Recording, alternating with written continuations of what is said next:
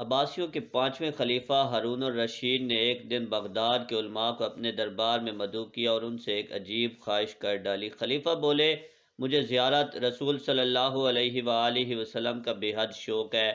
مجھے آج کوئی ایسا عمل بتایا جائے کہ میرے خواب میں نبیوں کے سردار حضرت محمد صلی اللہ علیہ وآلہ وسلم تشریف لائیں۔ دربار میں سناٹا چھا گیا۔ سب علماء سر جوڑ کر بیٹھ گئے کہ خلیفہ کو کون سا ایسا عمل بتایا جائے کہ ان کے خواب میں نبی آخر الزماں حضرت محمد صلی اللہ علیہ وآلہ وسلم تشریف لائیں۔ کسی عالم کی یہ ہمت نہ تھی کہ وہ خلیفہ وقت کو یہ کہہ دے کہ ہمارے پاس ایسا کوئی نسخہ نہیں ہے۔ خیر ہمت کر کے ایک بڑا عالم یوں بولا، عالی جاں ہمیں ایک دن کی مہلت دی جائے تاکہ ہم اپنی دینی کتابوں میں کوئی ایسا نسخہ ڈھونڈ سکے کہ جناب کو حضور اکرم صلی اللہ علیہ وآلہ وسلم کی خواب میں زیارت ہو جائے۔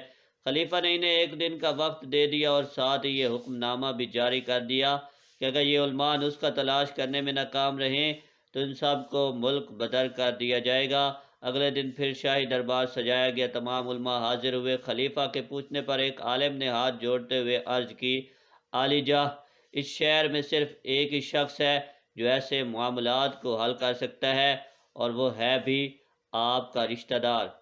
خلیفہ ہارون کہنے لگے، کہیں تم بہلول دیوانے کی بات تو نہیں کر رہے؟ جی حضور والا، ایک وہی ہے جو ہر طرح کی گتھی کو سلجھا دیتا ہے، کیونکہ آپ کے سوال کا جواب ہمیں کسی کتاب سے نہیں ملا۔ ٹھیک ہے، بہلول دیوانے کو حاضر کیا جائے، لیکن یاد رکھنا کہ اگر اس نے بھی اس سوال کا جواب نہ دیا تو تم سب کو اس ملک سے نکال دیا جائے گا۔ ناظرین گرامی، حضرت وہب بن عمر ایک نہایت اعلیٰ درجے کے بزرگ تھے جن کو درویش صفتی اور فلسفی ہونے کی وجہ سے بہلول دانا کے نام سے پکارا جاتا تھا۔ ان کا کوئی خاص ٹھکانہ نہ تھا، وہ اکثر ننگے پاؤں ہی رہتے تھے اور جہاں تھک جاتے وہیں پر رات بسر کر لیتے تھے۔ آپ حضرت امام جعفر صادق کے خاص شاگردوں میں سے تھے۔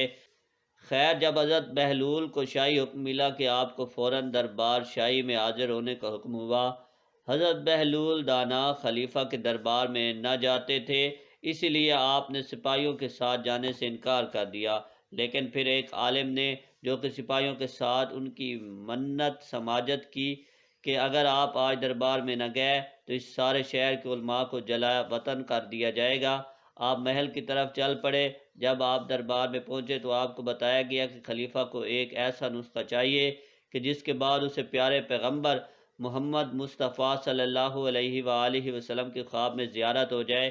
آپ نے خلیفہ کی طرف ٹکی باندھ کر دیکھا اور فرمانے لگے، بے شک میں خلیفہ صاحب کو زیارت کا نسخہ کیمیا سمجھا دوں گا، لیکن اس کے لیے 2 دن کا وقت درکار ہوگا، لیکن شرط یہ ہے عالی جاں آپ کو ویسا ہی کرنا ہوگا جیسا میں کہوں گا۔ خلیفہ چونکہ چاہتا تھا کہ سب علماء کا بہلول پر جو بھی بھرم ہے وہ ٹوٹ جائے، اگر بہلول سچا ہوا تو مجھے سچ میں 2 دن بعد نسخہ مل جائے گا، اس لیے اس نے حضرت بہلول دانا کی شرط مان لی کہ جیسے وہ کہیں گے خلیفہ 2 دن بس وہی کرے گا۔ حضرت بہلول خلیفہ ہارون سے فرمانے لگے کہ کل رات کا کھانا آپ نے میری طرف کھانا ہے، میری طرف سے آپ کی دعوت ہے، اور کرنا یہ ہے کہ ابھی سے لے کر کل رات تک آپ نے پانی نہیں پینا۔ خلیفہ نے وعدہ کر لیا کہ ٹھیک ہے، ایسا ہی ہوگا۔ چنانچہ خلیفہ صاحب ساری رات پیاسے رہے اور اگلی شام بہلول کی جھونپڑی پر پہنچ گئے۔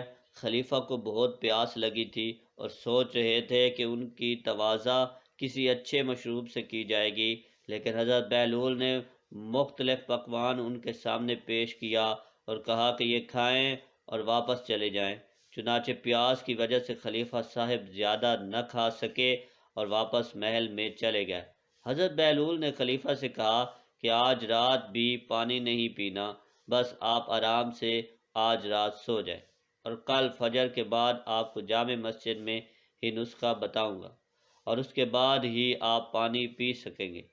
خلیفہ صاحب نے بڑی مشکل سے رات گزاری اور صبح سارا دربار اور علماء مسجد میں جمع تھے کہ بہلول آج وہ نسخہ بتانے والے ہیں کہ جس سے بادشاہ نبی پاک صلی اللہ علیہ وسلم کو خواب میں دیکھ سکیں گے۔